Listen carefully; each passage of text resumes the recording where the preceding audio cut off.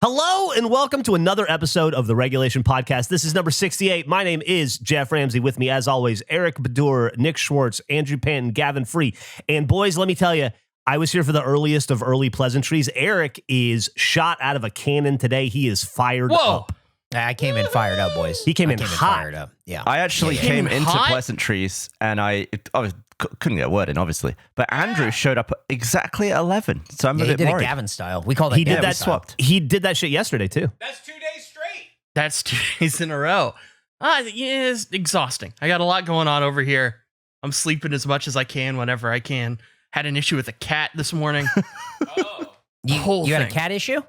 Cage, it sat in its litter box, I think, overnight and had shit all over its tail. So, Oh, yeah. trying to get it out. You got a shit tail cat? I had a shit tail cat this morning. That's messed up. Are you setting your alarm right now to wake up 1 minute before the podcast starts so you can maximize your sleep time? I was so tired yesterday. I went to bed at 9:30 p.m. I was up at 4 a.m. Then went back to bed at 5 and then woke up at 8:40. But then laid back into bed with my eyes closed until, 10 minutes ago.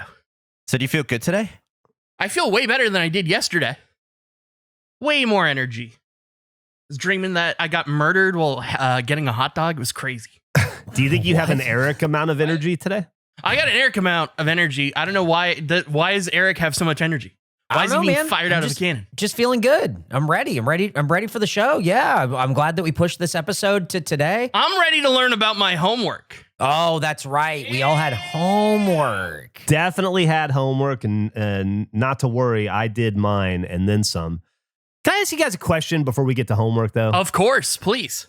Everybody here lives in some sort of a family unit now. And so is it common? Let me ask it this way. How many decorative napkin holders do your families have by chance? Oh. Like, now let me ask, like right now in the house that I'm in. Yeah, right now in the house that you're in. Yeah. Zero. Also 0. Okay. I would say maybe like a 4-pack Christmas set of some sort. Of napkin holders? Yeah. Little like Okay. rings. No, I mean like a container that holds napkins. Oh, 0. Oh. Yeah. 0. Yeah. Yeah. I watched my wife unbox our second one last night, and I thought, that seems excessive. Which she very, very quickly let me know that no, it is not excessive because there are two different size napkins. There are rectangular napkins, which need to go in the rectangular decorative napkin holder, and then there are square napkins, which need to go in the square napkin holder. Sure, you could put square in the rectangular, but it doesn't look right, and you can't put rectangular in the square. So if you want to have both square and rectangular napkins, which I am assured I do, then we need both decorative napkin holders, and they're both on display right now. I just thought that was... It seemed like a lot to me, but I was informed extremely quickly and with some force that I don't know what I'm talking about and that it is appropriate. I would love to know what scenario you use which napkin. Is it meal specific? Is it event specific? How do you know which napkin to use at which time? Dude, I'll be fucking honest with you. I didn't want to get in any more trouble. I backed off. I was like, oh yeah, of course. We need hold on. I'll show you. Are we talking cloth napkins? Ugh. No. Here we go. This is one of them. The colors are different. It's more of a tan color, but that's one. See, okay. That's the rectangular one. And then this is the square one that I watched her open up last night where I was like, don't we already have one of those? And that's when I was informed that they're very different. These were painted by first-time painters, or these were... This is a very, very popular style from a lady named Mackenzie Childs. It's what ladies love it. It's the new Spode. It's the new Tiny Town. Everything in my house has this checkerboarded pattern on it these days. Every piece of kitchenware. And let me ask you this. How much would you think, let's talk about first-time child. The bottom one, just because I have the price up, and I'm not saying this is what my wife paid for it. I just noticed there's a price on it. How much would you think the little square tin one would cost? $49.99. I'll say 75. $68 is what it looks like it retails for. I mean, we can just I'll just poorly scribble some squares. You want to give me like $50 for that? I'm pretty sure my wife got it for much cheaper because she was shopping a sale. Yeah, I just got a text in all caps that said it was on sale. So apparently my wife is home and I am digging myself some sort of a hole that I thought I wouldn't fall into until next Wednesday when the podcast comes out. Say how much you love the napkins. Say how much you love them. Yes. No, I love them. I think it's great. I think it's awesome. Hey, I think it's amazing. I wasn't aware that every home needs at least 2. Can you buy? Here's a couple more if you want to grab them. I think Vans makes these. If you want to put some napkins in there. Eric, no, you can put tissues in them. Yeah. So see if she's into that. Tissue holder. You want to blow your nose out of a shoe? No, if they're fresh, sure. Just for the record, I think my wife paid less than half on that thing, not $68. It was more in the $30 range. Just so she got such a good deal because she's a crafty consumer. I just use kitchen roll. That works. Yeah. We then you probably are gonna want one of these, the McKinsey Child's paper towel holder. That I'm into. And you can play a little bit of chess around all these. It's great. Yeah. Does she have anything for holding napkins that you take too many of at the fast food restaurant? So that way you have napkins from the fast food restaurant and those are your regular napkins? Is there a holder for that specifically? Or do I just have to use one of these other ones? I'm not sure that was on sale. Should I put those in the shoe? I think those go in the shoe. That goes in the shoe, yeah. It was 30. I confirmed it was $35, and that's a fair price for that napkin holder. All these items look like they belong to like a 1950s Marvel villain that's obsessed with chess. Yeah. They need to be ready at all, like the chess master. Chessington. No, it's not even the chess master. His name is Chester. Oh, it's Chester. I have a question. If I got this pattern tattooed on my back, how much do you think I could charge people to play chess on it? Oh, $50. Yeah, probably. So you could buy a bunch of the holders, you know? Would you pay that? Yeah. I'd book a couple sessions with you. I wonder how long it would take for you to pay off the tattoo. Yeah. Oh, how much are tattoos? How much would that cost? Don't worry about it. Okay. The more it costs, the better the tattoo. So just expect it to cost a lot. Are you going full back, Gavin, with this board? Maybe this like chessboard that looks like a Peanuts character child drew it. This pattern. I mean, I think I'd get a tighter grid. The pattern is on everything. Maybe a foot square. Okay. Would that fit on my back? Yeah, I think that would. 1 foot? That's a small chessboard. Oh, you think it should be bigger? Well, I don't have the back real estate that you do. That's a good point. Got to start working out, or you can get, you got to, maybe Andrew should be the one taking this over. Look at all the things that lady has managed to put a checkerboard on. You gotta be kidding me. There's a checkerboard squirrel. There's a checkerboarded bulldog. There's a checkerboard squirrel. What does that mean? I don't know what that means. What the fuck? Oh, it's a squirrel with a checkerboard pattern, like it's a plushie type thing. There's a checkerboard bulldog. That That's doesn't really translate statue. great to 3D, in my opinion. No. I agree with you. This doesn't make any sense. Here's one. These. It's a checkerboard owl sitting on a moon that's smiling with a hat. Gull. There's a second checkerboard squirrel. All right, we got to get one of these for Eric. There's two Eric's desk. checkerboard squirrels. This is like, it's shit like this is like that. Like it's on everything. Gavin, it's $100. The checkerboard squirrel is $100. Now, here's what you can do. If you want to get a McKinsey Child's checkerboard squirrel, but you don't want to pay full McKinsey Child's prices for it, you let my wife know. She's going to keep her eyes out. When it goes on sale, she's going to snap it up immediately. I promise you that. This is the craziest shit I've ever seen. This is nuts. They have a compound in upstate New York where you can go like tour their factory and buy their stuff, and it's become like a mecca to my wife. Arkham? She wants to go so badly. Arkham Asylum? It's called yeah. Isn't that what they have in Waco? Don't they have Waco? Like it's like the other group or whatever. Yeah, that's Magnolia. That's Yeah. That's Joanna Cruz is in Gaines that. and Chip Gaines, right? What? They fix up houses and sell home. I guess shit like this, but this is just this. This is just this lady finds stuff that she can sell that's porcelain that you can make a checkerboard on. Gavin, the frog's name is Dr. Wacko. Dr. Wacko the frog. Dr. Wacko. Dr. Wacko is actually my neighbor in Goof World. He lives right across the street. We're real close. Just like the idea of Andrew coming out of his house. Dr. Wacko is always wanting to time change every year. It's like Alice in Wonderland, the kitchen set. It's like everything is so whimsical. Andrew leaving his house in Goof World. Oh my God, I find a whimsy in this. This is ridiculous. I feel like if Andrew actually did live in Goof World, living next to Dr. Wacko, he'd be like a Truman Show-esque briefcase guy coming out of his front door every morning saying hello to Dr. Wacko. Oh no, Dr. Wacko is he's cutting his grass every day. I don't know what's going on over there. It's weird. He just does it every day. There's nothing to cut.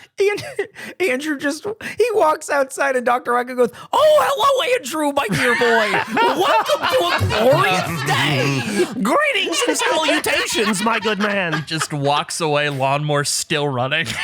They have their own Slop o'clock. God damn. What the fuck? Well, here's the thing. No one's going to buy it, and then we have to sell it for $1, and then everyone goes, "Oh, I wish I had that." Should we do the second run on a Slop o'clock?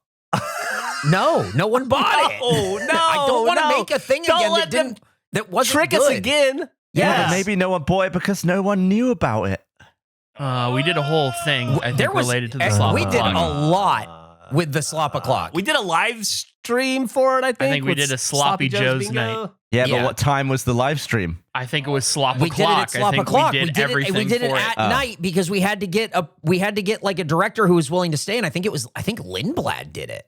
Yeah, and then we sold like 4 of them. Yeah, and they all went together, and it was me, Geoff, Nick, you. Like that's it. We didn't sell any of these things. Maybe 11:15 isn't shopping hours. So were you? If we didn't do it at Slop o'clock, were you going to say we should have done it at Slop o'clock, but we did do it at Slop o'clock? So now you're trying to figure out the other way on it. That's definitely what's happening. Okay, cool. Can we talk about Andrew's homework? Oh, that's a great idea. And as we're moving on, can I just point out one last time that I think 2 napkin holders, decorative napkin holders, is the right amount for a home. And I'm happy that we have them because if I need a square napkin, I know where to go. And if I need a rectangular napkin, I know where to go. And aesthetically, they're both so pleasing that it's improved the quality of my life materially. And I just want to put that out into the universe and anybody that may be listening. I'd love to know Emily's thoughts on napkin rings. Are there a lot of rings? Does she have a lot of napkin rings? We have napkin rings. Yeah, we got don't worry about that, man. So I want to make sure. Do not worry. Is this about what I thought you were talking about initially with the napkin Same. storage or whatever? Yeah. No. I've never really felt the need to hold pre-used napkins. I think they stack quite neatly in the plastic Yeah. What about post-used? bin. Bin? Easy as that. Wasteful. There you go. Open up that checkerboard bin with the checkerboard squirrel attached to it and throw those things away. You're good to go. But as we all live in a world where napkin holders are plentiful and loved and never derided, and it seems silly to keep talking about them when we have Andrew's homework to get to, would anyone like to go first? What if we do it in the order we were given the homework? Yeah, they were in numbers, right? So- right. And that we did it in Anag order, but we skipped Nick. Yeah, I did Eric and then we did Nick. So Nick would be first. Let's do it. I was tired yesterday. I did Eric and then I did Nick, and so Nick goes first. All right. So my question was, who invented mini golf and where and when was it created? Not one particular person is noted as having created it, but I did find a couple of things about this. In 1860 in St. Andrews, a manager of the then existing golf club set up a 9-hole putting course. His name was Old Tom Morris. And apparently it wasn't ideal terrain because it was intersected with a path that flooded fairly consistently. But the first true mini golf course was designed by Englishman James Wells Barber, who had immigrated to the U.S. Oh. In 1916, he teamed up with an amateur architect and landscape gardener to build a small golf course on his estate. It was in Pinehurst, North Carolina, called Thistledew. DHU. This'll do. And I found out a little extra in that there was an article posted in Popular Science. And you Whoa. have pictures of the entire thing. That's awesome. It almost looks like a pinball machine. Yeah. Yeah. Flippers at the bottom, it almost looks like. And how do you become an amateur architect? Is that just like a guy that wants to, in this scenario, build things later? Hobby architect. Hobby architect. Yeah, I he build built in things spare for time. fun. Yeah, exactly. I don't get paid for this. Listen, I'm fascinated by building things. Yeah. This is so cool. Nick, 10 out of 10 on the homework. Thank you. assignment. Fantastic work, Nick. Wow. Thank you. Kind of a suck up too, but yeah, This'll really good. do. Wait, yeah, I gotta what? go with Gavin. Real brown nose here. Yeah, I mean, just really. Didn't you ask for extra credit? Oh, you're getting extra credit. Don't listen to them. I think you're getting responses from people that just used the Google AI answer at the top. Well, did one of these two guys ask for extra homework? That's true. yeah. Eric did. That's Eric. I No. didn't ask for extra homework. I asked you for did, nerd boy. I asked for the correct homework to be assigned. Whatever Which- you say, dweeb. Very different. Okay. So I'm going next. Gavin, pay attention. Andrew's question to me, do geese have anything to do with gooseberries? Oh, yeah. Here's the thing. Stachelbeeren is the German name for gooseberry. Gooseberry is from a bush that is very thorny. Stachelbeeren is the term thornberry. Gooseberry is simply because when they would cook a goose dinner, this would be the berry that they accompanied on the Ooh. side, cooked with the Damn. goose. It's really a Nigel Thornberry. See? That's exactly what it is. So the thing about gooseberries is that they are sometimes sweet, but mostly tart and sour by themselves. But like Geoff told me earlier when we were doing pleasantries, when you add enough sugar to a fruit, it will make it sweet. And that is what happens with gooseberries. You you go. cook them down into a syrup, and you can brew with them to make a homebrewed like gooseberry like mead or wine. It's not recommended and not very good. The other important thing to know about gooseberries is that they are deadly to geese. Oh, That's A incredible. gooseberry, Wow. a gooseberry will kill a goose because of the hydrogen cyanide within the gooseberry, thus making the gooseberry the goose's ultimate enemy. Goose kryptonite. Nick is right. Serving them together, insult to injury. Absolutely. This is crazy because I would have assumed the name would be in some way a positive related to the goose. Somebody who loved the goose, loved geese. But instead, it is simply the thing that they would use to eat it. Oh, man, we're eating all this goose. This is really good. What's with these berries? Oh, the gooseberries? Absolutely. Yes, the gooseberry. Could you baby. imagine not only the insult of being cooked and eaten by a group of things, but for them to cook you with the thing you're most allergic to as well seems additionally insulting. Yeah, it'd be Yeah. like cooking and serving a human with a gun. Yeah. Oh, you want a scoop of human berries? And it's just 9mm. It's just bullets. It's just a bunch of live rounds you cook up with a person. So there you Like go. a cookout That is- out Yosemite Sam's. Just shots firing from the fire pit. That's So- delicious, though. There you have it. Also, if you weren't aware, gooseberries were actually once banned in the U.S. Because they contributed to a tree killing disease that called white pine blister rust that killed a bunch of trees. But now they're legal again. Even That was with the all the name of cyanide. Jeff's first band, White Pine Blister Rust. There you have it. That's Gooseberries. incredible. This is great. Great job, Eric. Great job, Eric. Remember that doctor's appointment? That one you planned on booking, but then life got in the way? Or that dental appointment you keep meaning to rebook since you canceled it before. Why not book it today? ZocDoc makes it easy to find the right doctor right now, and it's all online. You probably could have it booked before this ad ends. I don't know about you guys, but my social feed is filled with different health trends, like cottage cheese is an entire nutrition plan, or red light therapy can solve every skin problem. I say we give these questionable trends a rest. Turn to IRL healthcare professionals who can help you meet your health goals. And with ZocDoc, it's easy. You can find doctors that are right for you and instantly book an appointment. ZocDoc is a free app and website where you can search and compare high-quality in-network doctors and click to instantly book an appointment. We're talking about booking in-network appointments with more than 100,000 doctors across every specialty. With a range like that, you know you'll be covered. We're talking from mental health to dental health, primary care to urgent care, and more. The range is incredible. You can filter for doctors who take your insurance, are located nearby, are a good fit for any medical need you may have, and are highly rated by verified patients. Once you find the right doctor, you can see their actual appointment openings. Choose a time slot that works for you and click to instantly book a visit. With easy filtering, you won't have to worry about finding the specifications you need. And with ZocDoc appointments, they happen fast. The last thing you want is a long wait, so typically within just 24 to 72 hours of booking. You can even score same-day appointments, which is so important. If this was something I needed, I'd use ZocDoc.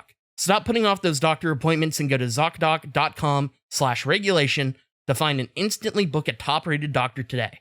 That's ZocDoc.com/regulation. ZocDoc.com/regulation. Hey, I'm here to talk about one of my favorite things, which is HelloFresh. They're the parent company of Factor, which is another brand you may know. What HelloFresh does is they send you chef-crafted recipes and fresh ingredients directly to your home. This summer, they made their biggest menu upgrade yet. This isn't the HelloFresh you remember. HelloFresh is bigger, healthier, and tastier than ever. HelloFresh has doubled its menu.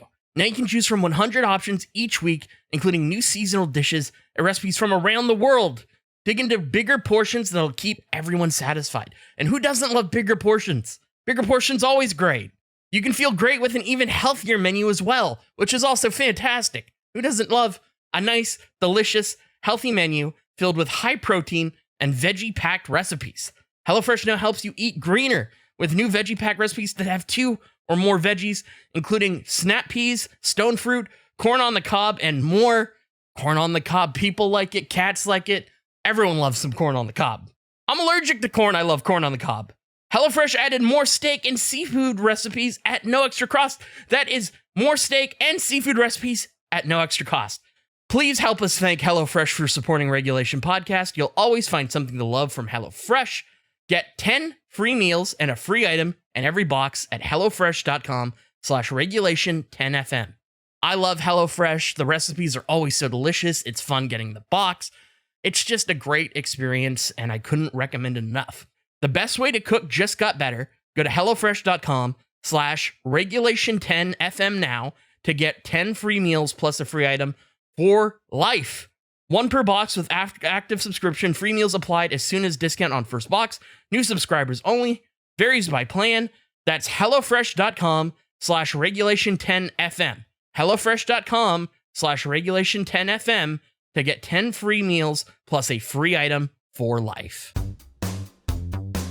Hey, before I go, do you guys know how when you they say if you taste pennies or copper or like you smell oranges, you're about to have maybe a heart attack? Uh-huh. Uh-oh. Or a stroke, whatever. What if you smell prime rib really strongly? Oh, then it's dinner time, baby. Like I just got the most overpowering for like the last 5 minutes smell of prime rib in my office, and I don't know where it could have come from. Hold on. You could smell the cut of meat? Yeah. You can't tell the difference between prime rib and other meat? Not by smell. Smells different. Absolutely has a different smell. How? Really? Yeah. So you could like sniff out a sirloin? Yeah. Oh, I mean, I couldn't tell the difference between like a New York strip and a ribeye or anything, or a T-bone, but I can definitely tell the difference between prime rib and other steak. Gavin had a large assumption that this is a larger range than what you're saying. I thought you could sniff out the whole cow. Every part of the cow. No. I mean, I could probably smell some differences, but there is a distinctive different smell to prime rib. than So other. if I think you could have convinced him that you could smell the rarity of the meat.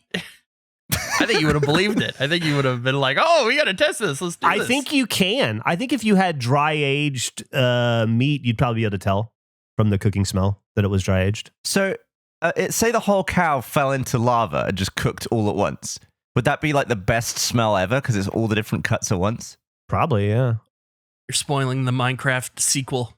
Minecraft the movie Lava 2. cow. Lava Cow is going to be the next big Spotify hit. I bet it would smell really good. Yeah, I bet it'd smell great. Unless there's a lava smell that overpowers the steak smell. Now, lava smell to me. I hadn't sounds thought good. about that. What does lava smell like? Like I would assume sulfur or something. I don't know. Do they sell lava smell candles? There must be a Lava lava scent? smell candle, right? A lava scent? What does lava smell like? I'm assuming ash. A combination of hot rocks and often a sulfurous acrid odor. Yeah, Similar people to are saying rotten sulfur. eggs. Yeah, people are saying sulfur. Sulfur isn't. Yeah. That sounds I don't right. want that. Just volcano smells like a fart. That sucks. Yo, this volcano's gassy. Definitely doesn't smell like a fart in my office. Smells like prime rib. Not sure why. A little weirded out by it, but I do like the smell, so I'm gonna roll with it. Why family's cooking up a prime rib so you stop talking shit about her napkin holders? I would be pretty surprised and delighted. And if I go downstairs and there's not a prime rib in the oven, I'm gonna be sad. Andrew, I would like to turn in my homework if you would not mind. Please. Just to refresh your memory and everybody else's who asked, Andrew asked me to look into who invented the peanut butter and jelly sandwich and when was it? I can answer that. Luckily, it is in print, the first time it is ever mentioned, in a 1901 magazine called the Boston Cooking School Magazine. It was published by Julia Davis Chandler. It was listed as a tea sandwich or a finger sandwich, combining peanut paste, which is the earliest version of peanut butter. They would make peanut paste. This sounds brutal. They would take roasted peanuts and they would stick them in a coffee grinder and just fucking run them through the coffee grinder until they turned into kind of a paste. So they hadn't refined the recipe yet. It was not the peanut butter that we're thinking of today. It's pretty strong peanut flavor, as I understand it. And then they would use what's called Pullman loaves. That's the kind of bread. This is, by the way, before sliced bread. So they would make these loaves called Pullman loaves, which were really good for sandwiches because they were a thick, spongy bread that was very soft. And so moisture wouldn't seep through it. There weren't like a lot of holes for stuff to fall through. So they used a slice of Pullman bread, like a finger slice of Pullman bread, and then a little bit of peanut paste, then another slice of Pullman bread. And on top of that second slice of Pullman bread, they would do a smear of currant or crab apple jelly, and then a third slice of bread on top of that. So it's actually like a Big club? Mac. There's 3 slices or like a club, which is way too much bread, I think. And that is the initial peanut butter and jelly sandwich, which she claimed to have invented in that magazine. She said there was an original recipe. At that point, peanut paste had only been used for about 5 years, so it was relatively new. Crazy. So it stands to reason that nobody had thought to combine it with jelly until that point. Crab apple jelly and currant jelly are both very difficult to get. Pullman bread, you can just bake. I watched a dude do it online on YouTube. I'm thinking we should build the original peanut butter and jelly sandwich at some point and see what that. Oh, that's a great idea. I watched 2 different dudes on YouTube do it. And it's totally doable and totally possible. We just have to make this Pullman bread. The thing that I thought was most interesting about this, genuinely the most interesting about this whole deal, right, is that the peanut butter and jelly sandwich didn't really take off at first because people didn't like to make finger foods and that quickly. People didn't like to slice bread. Apparently, slicing bread was a really big thing. You know the phrase, it's the greatest invention since sliced bread that we still use to this day? I didn't realize how big of a fucking deal pre-sliced bread was. It was invented in like the early 1930s. So I think maybe a little bit earlier than that, but it was years and years and years after the peanut butter and jelly sandwich was invented. It didn't take off until pre-sliced bread took off because They thought it was a gimmick at first that nobody was going to use it because when you slice bread, the bread goes bad quickly. So they're like, why would you want to slice up a bunch of bread that's just going to go bad faster? But what it did is it just encouraged people to eat sandwiches like a motherfucker. And in that process, where people were like, I can eat sandwiches like crazy or my bread's going to go bad. And people did not let stuff go to waste back then, right? So it was like, what's the easiest sandwich I can make? Peanut butter and jelly. And they just started going to town on peanut butter and jelly sandwiches. Also, soldiers ate a lot of peanut butter in World War I because it was considered a good meat substitute when meat was hard to come by. Last thing about this, and the thing that I think is the absolute funniest, when sliced bread was invented, it became a phrase, the greatest thing since sliced bread. They said sliced bread was the greatest that was referred to when it was invented as, this is the greatest thing in the baking industry since bread was wrapped. So before we had the sliced bread as a marker, there was wrapped bread as a marker. So sliced bread knocked wrapped bread off the pedestal. And if we'd never invented sliced bread, we might be running around saying, this is the greatest thing since wrapped bread. I'm going to start saying that. Sliced bread kicked wrapped bread's ass. Nobody's talking about wrapped bread anymore. These seem like such basic things. It's crazy to think of them as revolutionary. Wrapping bread? I don't. Am I missing something with the term wrapped bread? Like, what do you mean? Like they put it in something? Yeah, they just put it in like a plastic bag. They probably discovered that it doesn't go stale as fast. It doesn't go stale as fast if it's wrapped and all the air's pushed out. Guys, we got to put this bread in something. Holy shit. Well, I've just been leaving it out. Yeah, but if you didn't understand the way staleness works, how would you ever figure that out? Yeah. Good point. But doesn't it feel like you would know just by being alive? No, like if I buy ice cream, out? if I buy an ice cream cone, I don't wrap it up. What? Why? I'm right there with Gavin, but this might be the worst example I've ever heard in my entire life. I do think these things are like common sense to us because they've been a part of the fabric of our reality for 100 years since before we were born. But somebody had to be the first person to try everything, right? So somebody was like, maybe it's the air that's making bread go stale. What if I stick it in a bag and suck all the air out? Oh, man, it lasted an extra week. Crazy. It would have been experimental or an accident, I assume. Yeah. Do grocery stores exist at this point? Like, what is the culture of that? In my head, it's like people are buying from vendors. You buy from a baker, I assume.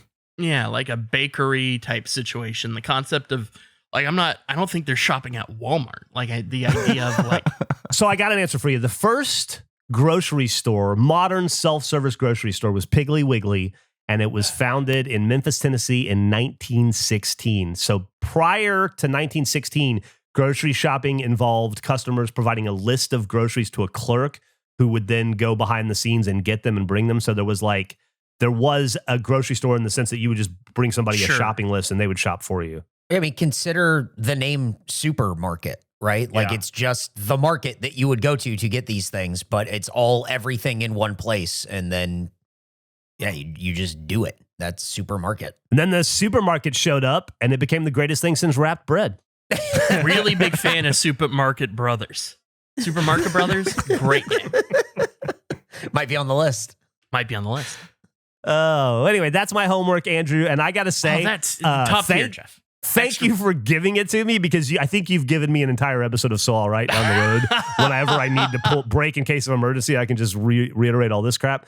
But it was also wildly entertaining. I learned so much more than this. It just I went deep into the bread. I went deep into jellies. I went deep into the history of the peanut, how it used to be called a goober, just all kinds of stuff.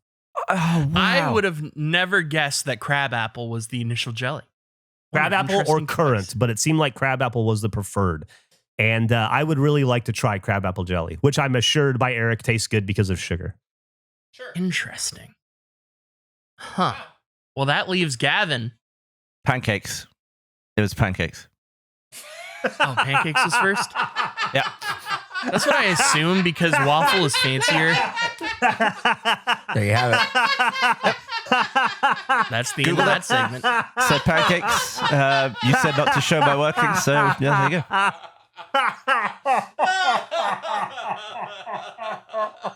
Where were they created? Oh, you do want my workings? Well, I was curious. It was more of a question. I mean, I'm not asking you to show your work. It was just like a follow-up. Oh, no idea. Okay.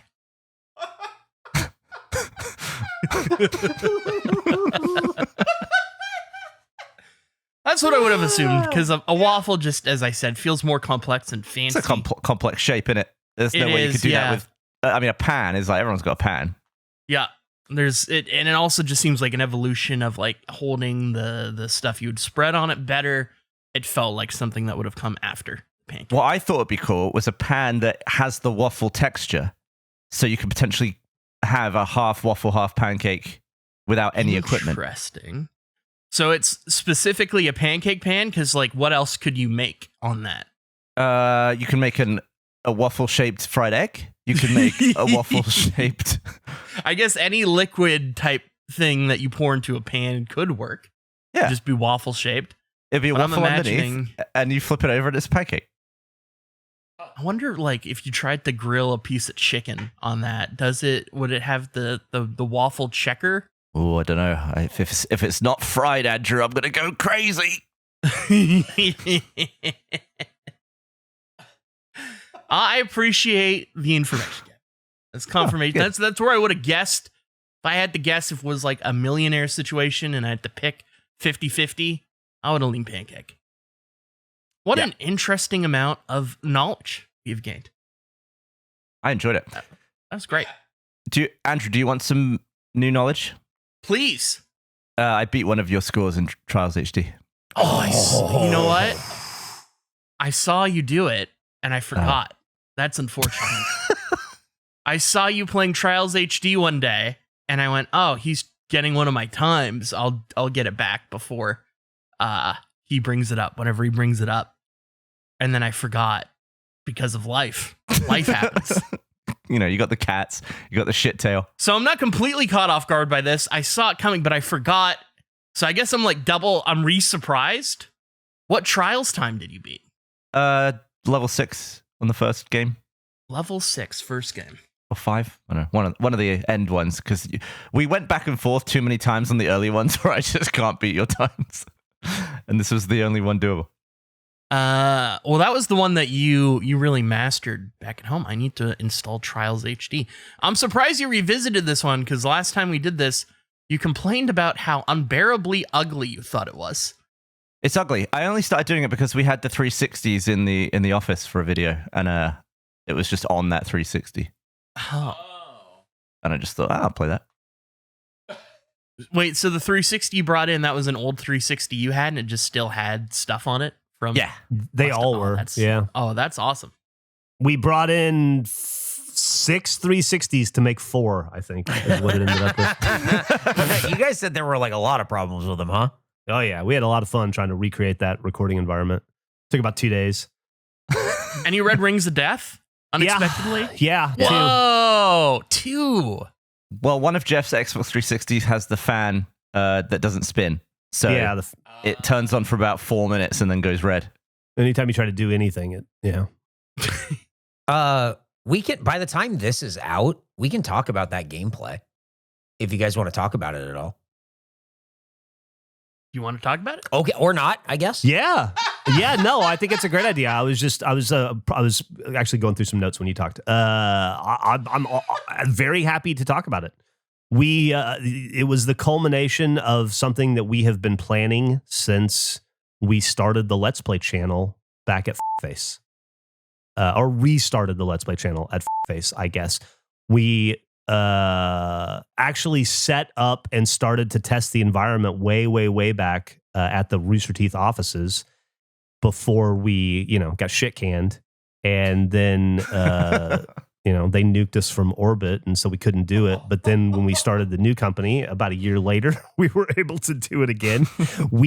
It's something that Gavin and I had been wanting to revisit for a very long time. Rainbow Six Vegas 2, which was a very popular Let's Play series way back in the Achievement Hunter days, 4-player co-op in this game type called Terrorist Hunt, where basically you go in to a building and then you try to kill 40 or 50 terrorists that are occupying it.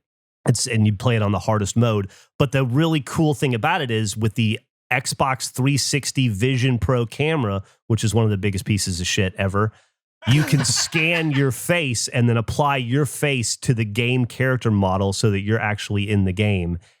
which we did to hilarious results way back in the AH days. So we dug all of our 360s out of the garages, and we put them together, and we played a couple of rounds of Terrorist Hunt with Ray.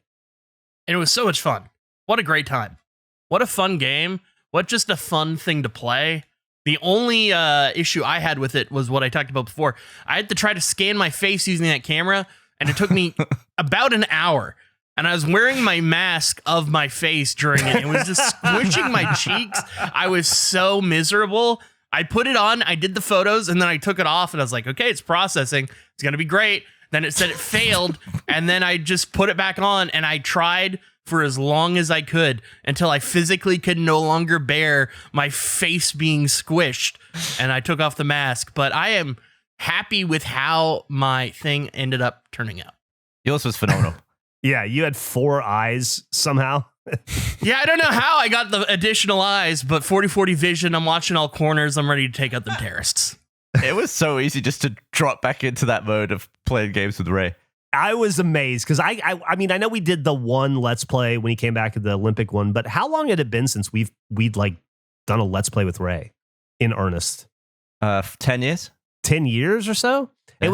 It really was like it had been yesterday. It was like we just slipped back in so quickly and so easily, and it was seamless, and it was so much fucking fun. It was like zero time had passed. It was really wild. I know what you're saying. It wasn't seamless. We spent about 50 minutes trying to get it to work. No, listen, that's the Achievement Hunter hump you got to get over. We had too many Achievement Hunter people in the room together, so we had an hour of tech problems leading up to it. Even though Gavin and I spent 2 fucking days trying to prep this thing. It wasn't our problem. It was all on Ray's end. But once we got that sorted and we were playing, from that point on, it was fucking smooth sailing. I mean, one of the big problems with on a modern Xbox, you just sign into your account and then bloop, you've got it. On the 360, for some reason, it has to like download your gamer score. So the more gamer score you have, the longer it takes. And Ray's probably couldn't take longer. Yeah, Ray's got 2.5 million gamer score, so it took 2.5 million hours. He tried to circumvent that, right? Initially, yeah, the whole thing was he changed his gamer tag years ago, but when he worked at Achievement Hunter, his gamer tag was Brown Man. So he thought it would be funny to have the same gamer tag. Instead of paying the money to change his name, he just created he had an alt account that he had that name on that he had switched it over to. So he brought that account in, and it took us 40 minutes of trying to get him into the game with all of us to realize that account didn't have Xbox Live Gold, which you can no longer buy on the 360, and we couldn't figure out how to get it on the Xbox One through that account. So he ended up just logging in through his normal account, which took 2.5 million hours. You can see in this picture here that Tina and I are being the lighting crew for Ray's picture because our office is so dingy and shitty. Nick is loving it. If you look in the background, you can see Nick loving it. Is like Ray is getting these flashlights in his face. It's so funny. It was so good, man. It was awesome. But yeah, hopefully people like it. Hopefully people enjoyed the nostalgia. They enjoyed us playing games with Ray. I wouldn't look for that to happen again anytime soon, but you could see more of that stuff in the future. I think we all had so much fun that we wouldn't mind doing some more of that kind of stuff in the not too distant to distant future, completely undefined, no expectations. Absolutely. But and we recorded 2 of them, so it'll be 2 videos. Yeah, 2 videos. There you go. Which is 2 more than 0. That is 2 more than 0. I didn't even need to send you to do that homework. You just knew that, Geoff. You just nailed that one. You know why? It's because you've got me thinking scholastically lately. Whoa, got that knowledge just shooting from the hip. That's right. The same amount of bullets as videos that we made. I figured out a new way to start threatening Gavin, which I'm pretty into. Is it deleting files that he doesn't know were deleted? No. Oh, Blaine got to hear all about that last night, huh? That's pretty exciting. I played Battlefield with Blaine. Oh, how was it? And I was telling him about the podcast we just recorded. How was Battlefield with Blaine? That's fun. I don't really ever like one-on-one hang out with Blaine, so I liked it. It was nice. Nice. I have discovered that through the magic of TikTok, all of these pranks that people play on each other, and now I just send them to Gavin and I go, this is what I would have done to you if I knew about this when I was younger. Or if I could build a time machine, I'd do this to you yesterday. You sent me a video. You sent me a video of some guy just like pissing in a shrub, and then another guy just tackling him into his own piss. And I'm just so glad it didn't happen to me. But I still feel like that feeling of like, oh, what if that was me? I saw that video and I thought, I've never wanted to do something to Gavin more in my entire life, but obviously I'm too old to be throwing people in bushes. So this is a time machine idea. But I wanted him to know that I wanted him to feel that I would do it to him anyway. So I've sending him these now, and I'm just going like, this would have been you. This could have been you. This should have been you. I think it was Bernie once while I was pissing in one of those trough urinals. He just kicked me in the butt. He just like shoved me in the butt while I was pissing. And I flew forwards, and I was really worried about my head hitting the wall. So I leant back, and my cock absolutely wanged the metal back of this urinal. Classic Bernie. That dude loves to mess with a dude's butt in a public bathroom. God damn.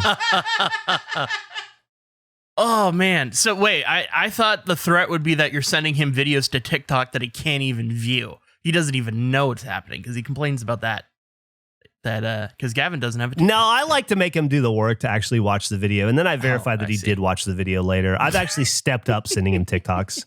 Yeah, so I have to like pull the video over to the middle because it starts on the side in the browser, and then I have to try and hit the tiny speaker button, which starts on mute, and then I have to try and get the volume up without like switching the video, and then I have to slide the video back to where I can see it. Or he could just get TikTok. I could do that. Yeah, you could. It would make it easier. Although it's about to get banned, right? Or not banned, it feels like Who that knows? it's constantly impending. Oh, okay. Or there's going to be an American-only TikTok now or something. Who fucking knows? Who cares? Nothing's real anyway. Everything is fake. Everything.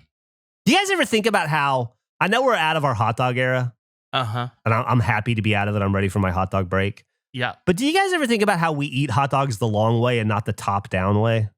No. I was thinking about that the Yeah, other day. dude. I was watching somebody eat an ear of corn, and I thought, why don't we eat hot dogs like that? You Well, can eat the middle of it. Yeah, if the hot dog had a solid core, like the meat stem, I'm sure you would eat it that way. Well, I'm not saying you should spin it, but you could just go down that direction, you know? Why start at the dick end? Why not just go, down the shaft? I'm trying to think of any long food that you eat.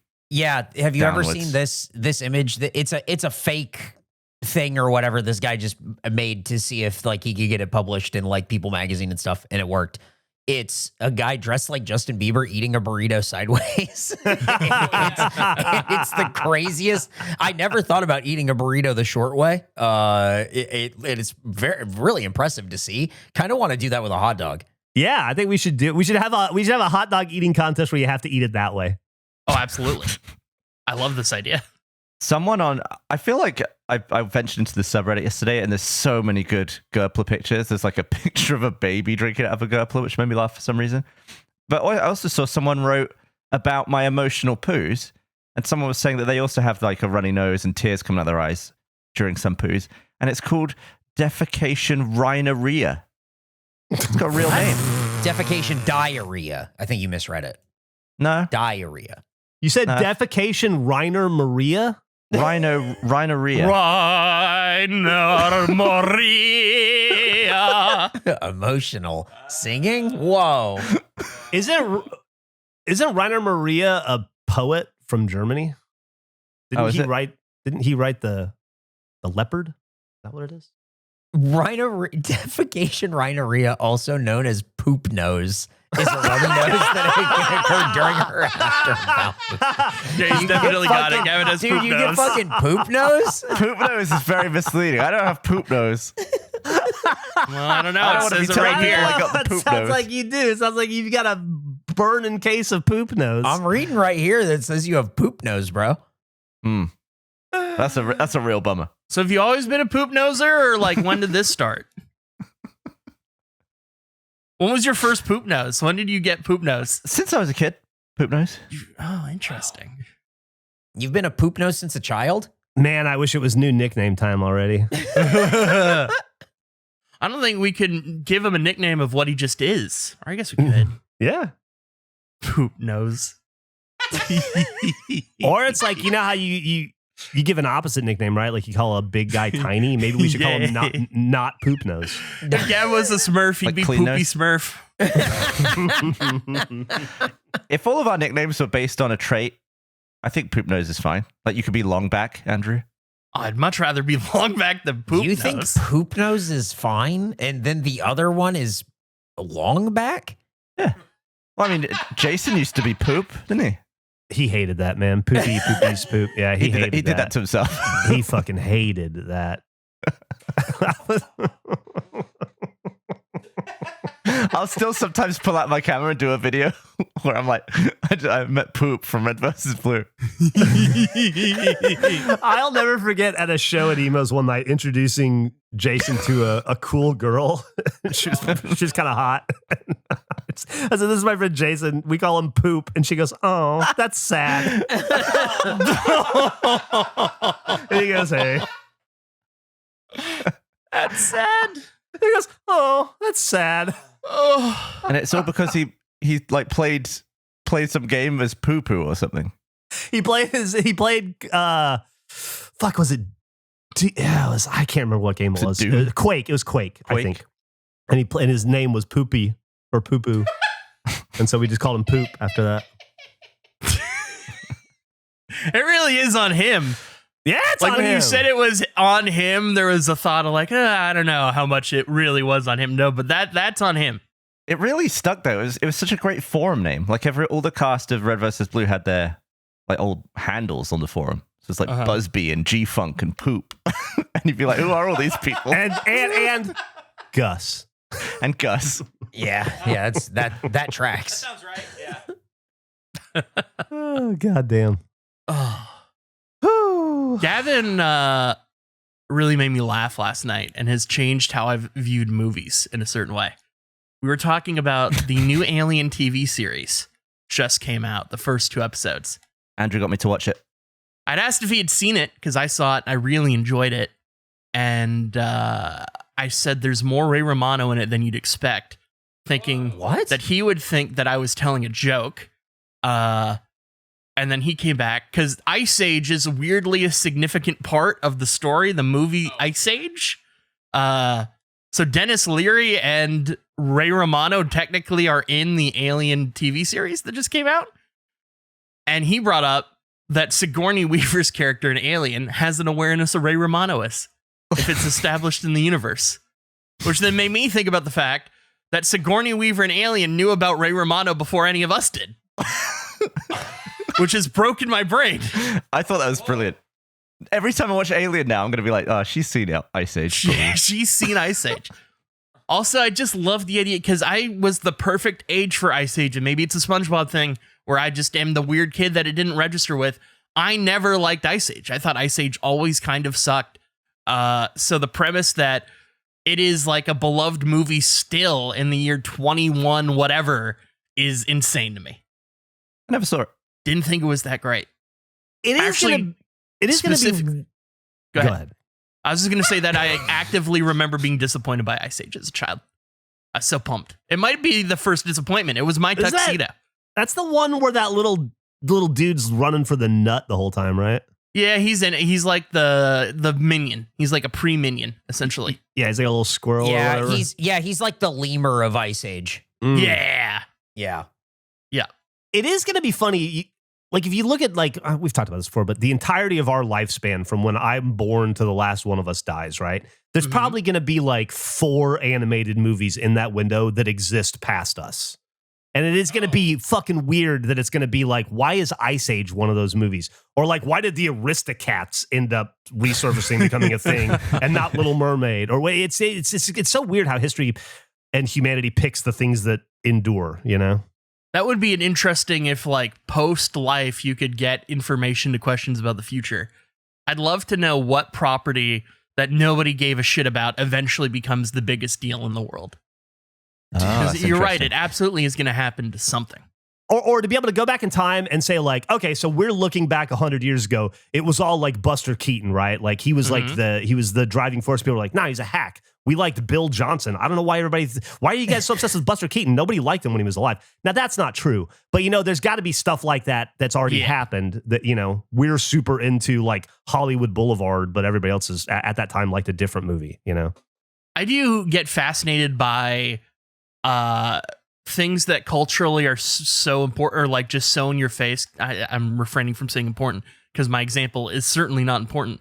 But William Hung means something to people of a very specific age and time, and not at all to anyone else outside of it. Yeah. But like was so present. Like the people that are so... Hawk Tuah will be that for some. Susan Boyle. Another one. Yeah, well, Susan Boyle, special place in my heart because of Andrew Panton. Her vocal coach being Andrew Panton. But yes, it is interesting. I guess like the modernized version of that are people that are memes that don't intend to be. Oh yeah, it's definitely that. Yeah. It's the memes that keep going, and then you go, remember Potato Chip Kid, and this is him now, and it's like him in jail, and you go like, oh, poor Potato Chip Kid. That's Potato sad. Chip Kid. Man. That's sad.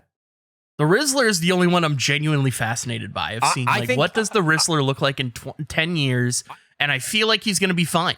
Yeah, I think the Rizzler is just going to keep looking like this forever. I don't think there's any. This is it, man. I think the Rizzler's going to age like Andy Milonakis aged. Yeah. Yeah. That's actually, I think, a great comparable. Yeah. Because he seems unfazed by all of this. Like, to him, I think nothing has really changed in his mind. When you search the Rizzler, that's the first picture. That's the worst picture of the Rizzler I've ever seen. Dude, that could be him at 9 or 49.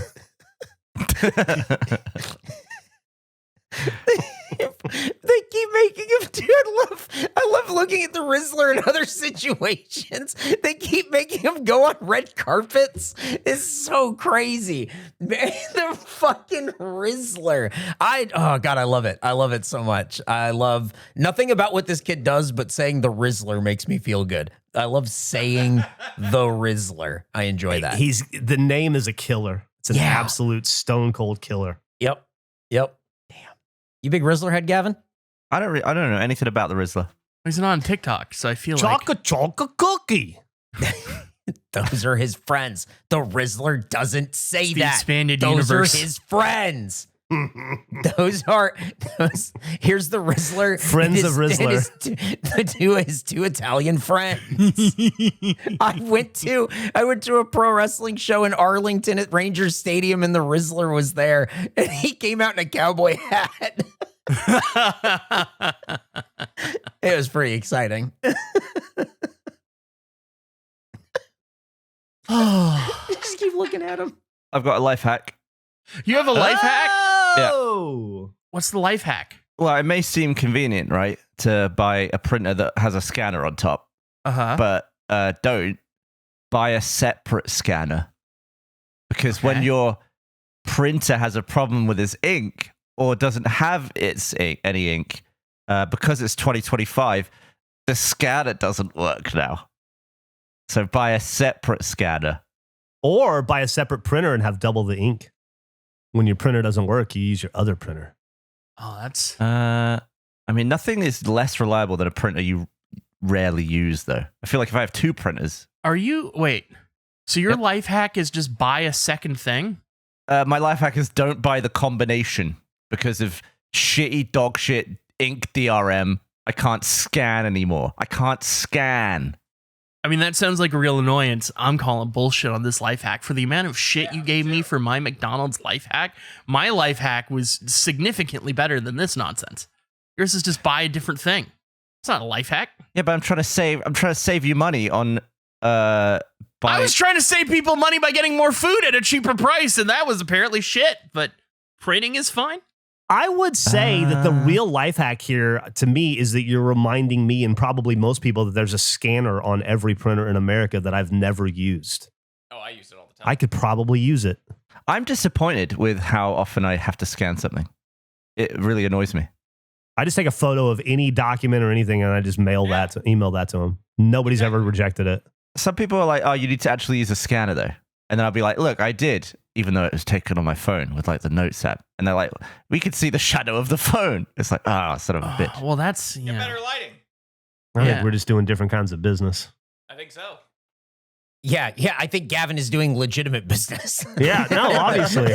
That's why I think we're doing different kinds. Yeah, right. What kind of business are you doing, Nick? Oh, Nick's in the middle Nick's of deep plenty in of business. business. Nick is in the middle of so much business that he fucking hates. It's That's awesome. a good business. So much business. So much business. Sign this, send it back. Now we have it. Now you have it. Now sign it again and send it back. Oh, this has to No, change. that Sign quote it was and only send it good for back. 12 hours. We need to generate a new quote. We'll need to get you There's to sign another that. amendment. Why'd Needs you to be- send us Another this? You shouldn't send it that. Don't send that. Send this. Send this other This one. should have Sign been it. notarized. Oh, you actually didn't. You forgot to initial. Send it back. Sign it and send it back. Oh, cool. Thank you so much. This needs a witness. I think online notaries are the best. It's so weird to like have someone perv on you while you're signing something. Wait, that's a thing? Oh yeah, What? you just have someone watch you on webcam. Oh, that's so creepy. Yeah. What's the point? Why do I need to do that sometimes? To prove it, I guess. Should I, Prove what? Gavin? Do you want me to become a notary for you? It seems Yeah, like annoying. Everyone I've known who is also a notary seems quite inconvenienced when you ask them to do stuff. My mom is a notary. She'd jump at the chance to help you, I'm sure. Yeah, duh, don't make me notarize. Oh, Some people really want to use their notary ability. It's like when you're playing an RPG and you have like a character specific voice or a text prompt. You just really want to use that instead of a generic one. Sure. Yeah, sure. But I think if this was just a notary for friends only, like what does it take to become a notary? yeah, you just have to like sign up for some stuff, and I think there's like a class or something you probably just take online. I think it takes like 2 weeks. Once again, I can ask my mom. She's a notary. Can you notarize your own stuff? No, I don't think you can. No, That is I I think think you're right. completely that's like pointless the then. one thing. Yeah, it's like the one thing you can't do. Oh, what if I sign something and look at myself in a mirror? Like outside where you shave, I guess you could do that. Yeah. that could work. Yeah, yeah. I really can't see shit in that mirror anymore. Oh no! Is that why you got the beard going so much right now? Part of the reason. You need to get a new mirror. You need to get a new exterior mirror. Yeah, you need Meg to drop a mirror soon, so that way you have a new mirror outside. Yeah, I mean, I didn't buy it as an outdoor mirror. No, but I'm just saying you should. You should get one. This become part of your lifestyle. Yeah. Did it break and become an outdoor mirror, or was it an outdoor mirror that broke? Nah. It was a mirror that broke, and then I just left it outside because I wasn't sure okay. about how to throw it away without. Right. And then he started ape shaving in front of it. Yeah, more of a Slav squat. Meg broke a mirror expecting bad luck to come, but instead it was just Gavin started shaving outside. That was the consequence. Do you ever clean the mirror, or you just leave it to like the elements? I just leave it. Okay. That's probably why you can't see it. Yeah, you should probably spray it with like a hose. Yeah. No, it's like the reflective material under the glass is all fogged. The mirror? This man came in here with a life hack about printers, and he can't even shave because his exterior Get him. mirror. Get him, Andrew. Get him. What would Get him. the life hack be for a better outdoor shaving experience? Buy an Get a outdoor new mirror. mirror. It's shave inside. Or a phone holder. You just put your phone on it. Life hack, shave inside. Yeah, that's there you have it. too much hair clogs up all the. I'm just Shit. saying there's two people that I know that shave outside. It's you and it's Chris Damaris. And if that's the company I have to keep to do that, I'm not sure about it. Have you considered a shed? That's where Chris A shaves. shave Chris, shed? Chris Exactly. has a shave shed. Yes, he does. He does. Chris brings power tools to his shed. So it looks like he's going in for a reason. Who's watching He's it? just going in to shave. Is someone notarizing his shave? Like, why is he worried about it? No. I think Chris thinks that people are watching him all the time, except then you see him act a certain way and you go, I just don't know if he thinks that anyone looks at him ever. And like you've seen him run where he puts like his arms like to his side and just runs as fast as he can. It's crazy. He's just an interesting guy. Well, I feel like you're all shitting on shaving outside. Have you ever tried it? No, should I give it a shot? I think used to so. shave outside at the old house all the time. It's awesome. I got no issue with shaving outside. I think it's dumb to shave awesome. into a broken, jagged mirror that you can't see out of. I throw my trimmings outside. What? No, shaving outside is way better because it makes such a fucking mess in your bathroom. You got to clean out hair for a half an hour. I did it this morning. It's fucking the worst. I'm not a hairy guy at all. So like, I just don't think I have the same issue that you guys have. Oh, dude. I shaved my neck today and it looked like, Eric, it looked like a temperate rainforest in my bathroom. It was just like fur and hair everywhere. I'm convinced, Eric, if I just walked around your house and shaved various amounts of beard in different sinks, I could block every sink you have with That's one crazy. shave. I do not have, don't have this problem at all. Yeah, I don't have that. I have like zero body hair, like at all. And then like my facial hair, you've seen it. That's it. It does not grow. That's it. Cool stash, though. Thanks, man. That takes like 3 months, like a quarter of a year to get it like looking okay. It's a good problem to have. I wouldn't even call it a problem. I'm it's a fine plus. with it. I got no issue with it. I'm not looking to be a hairy guy. I just, a little chest hair would be probably okay. I wonder what percentage of people would. Like if it was a box you could check to decide how many people are picking hairy. Hairy guy. I'm certainly not. Yeah, it's No, not. I wouldn't check that. It's too hot. It's just a lot of work. A lot of unnecessary work. Seems like it. You have to like shave outside in front of a broken mirror. Like there's a lot going on. Great for the birds, though. Hey, before we wrap up today, I have an idea I've been sitting on for about 6 months that I kind of want to pitch to you guys because I need a little bit of help with it. I mentioned it to Andrew once before. I think he was into the idea, but he agreed that it needed something. And I was hoping maybe Eric specifically can help, but everybody is welcome to, obviously. If you don't mind, I'd like to pitch you this now. Of course. What is the most exciting thing in professional sports? Don't answer. I'm going to tell you, okay? You think you know, but you may not know, but I'm going to give you the answer and then you're going to agree. So I'll just go ahead and blurt it out. The most exciting thing in professional sports is a Game 7. There's nothing better than a Game 7. The series is tied 3-3, 1 game left to determine the outcome of two similarly matched teams that are just eking it out each week. He gets on top, then they get on top, then they get on top. And now finally it culminates in this monumental final 7th game to determine who the greatest of whatever the fuck they're doing is, right? Mm-hmm. What would be better for us than a whole series that we do that's just Game 7s? We cut out all the middleman and we just do the most exciting part, a Game 7 series. But that's, if you've cut out all the other stuff, that's just like playing Game 1. Like there's no, there's no history. That is to it. where the problem is. No, but it's all there. It's all there. It's all there. We got, I mean, that's one of the problems to address. But we harness the energy of a Game 7, so we just do Game 7s. What sport do you play 7 times against the same team? Baseball? Hockey. Basketball, baseball, hockey.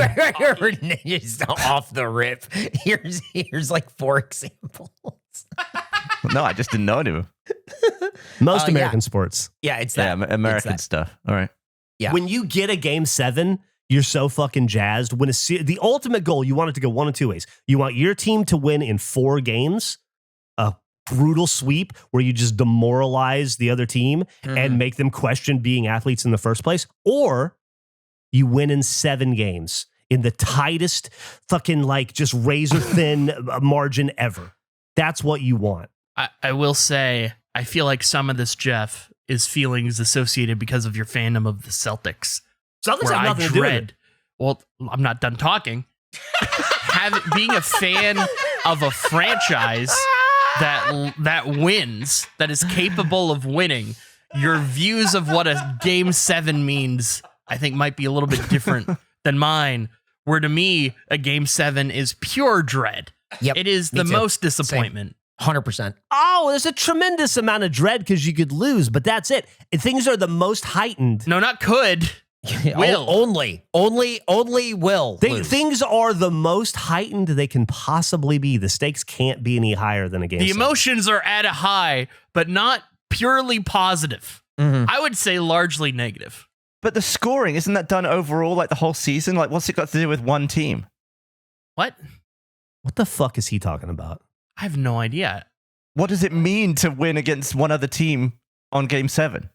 Oh, no. You play a series of Playoffs. first to 4 wins the series. Like the World Series is best of 7 games. So you have to win 4 games in order to win the series. And you play them all back to back. What countries are involved in the World Series? United States and Canada? Just waiting for the rest of the countries to step up. I mean, you could also look at where the players are from. Dominican, Cuba. Australia, I feel like Japan Japan? is huge on baseball. South Korea. Why aren't they China? in the World Series?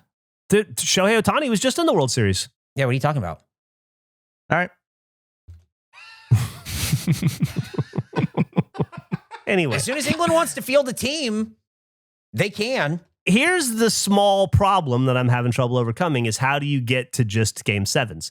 Like that's the part. We gotta churn through games 1 through 6 in some way so that we only have game 7s. Sim them on a video game. Yeah. I mean, you have to, right? Yeah, I think so. Yeah, well, yeah. But then how do you ensure that the sim gets to a game 7?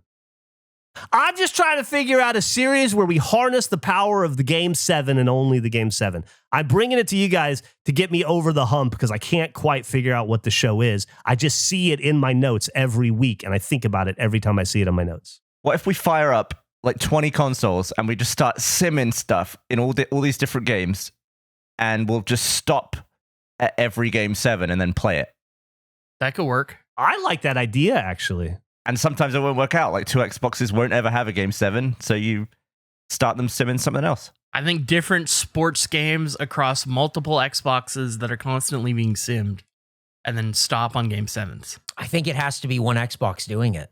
I think that the rarity of the game 7 makes it sweet, like Geoff is talking about. And if we just have 20 Xboxes going, we'll get a bunch of game 7s. But to me, there's less meaning than one Xbox doing it. And we go, oh shit, this one's a game 6. This one might get to game 7. And it doesn't. And we go, oh. I like that. What if in the office at all times we're doing real-time sims of games Uh-huh.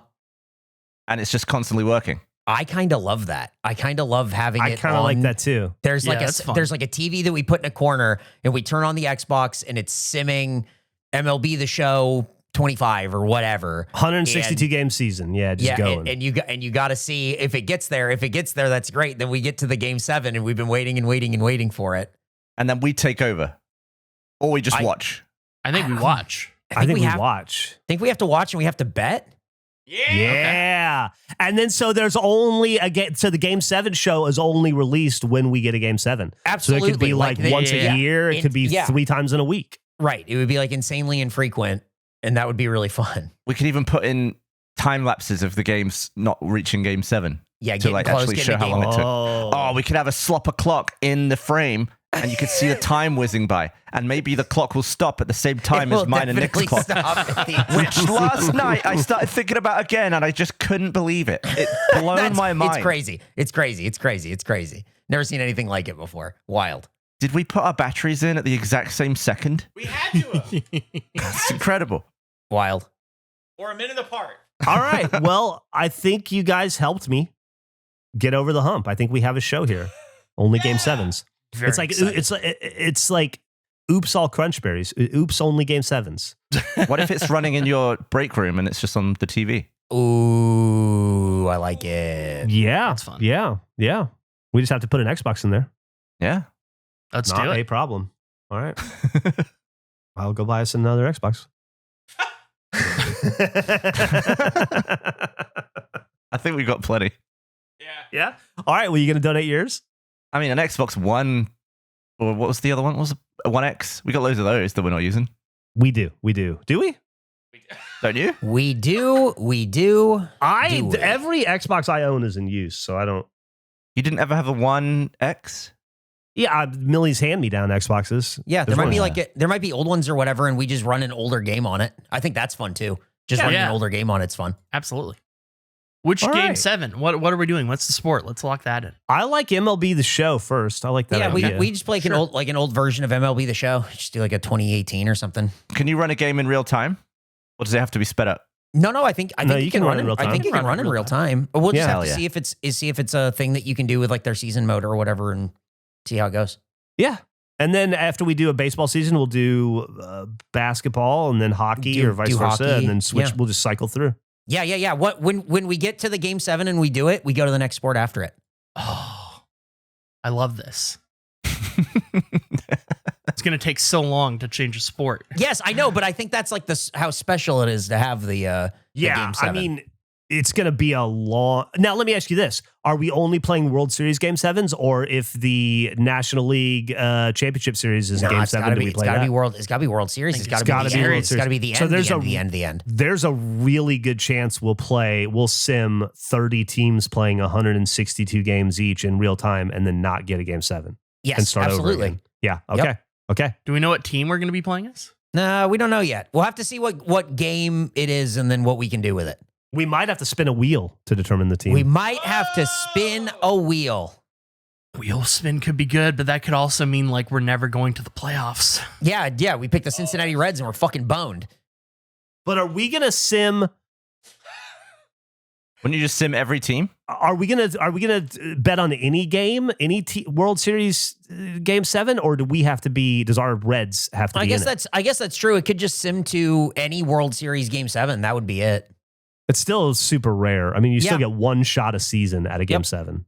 Okay. Well, let's see what we can make happen. We can put it together. This is great. All right, something to do in the office. What if the 7th game is a tie? There's no tie. It keeps going. Extra innings. Yeah.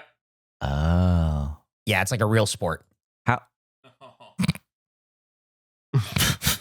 He didn't like that. What sport's not real? Ones with a tie. Well, I mean, you wouldn't tie a final in a sport, would you? No. Any sport. No. So how could there? So why would you suggest it? Yeah. So Yeah. No. Whose side do you think Geoff is on right now? Yeah. Could be yours. It's not. I'm on Geoff's side. Andrew's on Geoff's side. Wrap this up. Get us out of here. Well, there you have it. You've listened to another hour and about 12 minutes of absolute hilarity. This has been the Regulation Podcast. I have and continue to be Geoff Ramsey. The others are themselves. Thank you for listening. Check us out on Patreon at patreon.com/theregulationpod. Check us out on Twitch at twitch.tv/theregulationpod. Check us out on YouTube at whatever. We'll see you next time. I have Geoff Ramsey. I have and continue to be Geoff Ramsey. I am and continue to be. I have been and continue to be Geoff Ramsey. Okay. That's fine. I'm on Gavin's side. I'm on Nick's side. No, I'm on Nick's side. I'm on my side. I'm a man alone on an island. That's probably true. I'm stopping. Goodbye.